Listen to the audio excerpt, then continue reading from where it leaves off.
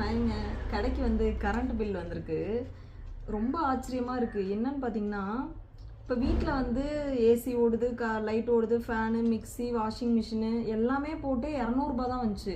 இங்க நாங்க 3 ஃபேனு, ஒரு 6 லைட்டு போட்டிருக்கோம். அது கரண்ட் பில் பார்த்தா ரூ. 2700 வந்திருக்கு இந்த மாசம். என்ன எப்படி எதுக்கு ஓடுதுன்னே தெரியல. 140 யூனிட் கமர்ஷியல் வேற, வீட்டுக்கு வேற. அது ஓகே புரியுது. ஆனா வந்து ஒரு ஃபிக்ஸட் ரேட் அப்படின்ற மாதிரி ஒன்று போட்டிருக்காங்க. ரூ. 1070. நம்ம யூனிட் ஓடினாலும் ஓடாட்டியும் கரண்ட் பில்லோட சேர்த்து ரூ. 1070 வந்து ஃபிக்ஸட் ரேட்னு போட்டிருக்காங்க.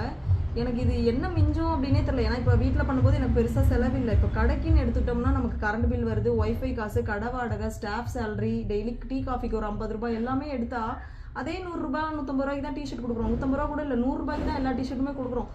ஆனால் எனக்கு ஆன்லைன் சேலே பரவாயில்ல அப்படிங்கிற மாதிரி இருக்குது. இப்போ வீட்டில் வச்சு பண்ணும்போது யாருமே வந்து எந்த செலவும் இல்லை, ப்ளஸ் வந்து யாரும் கம்மி பண்ணுங்கன்னு கேட்டதில்லை.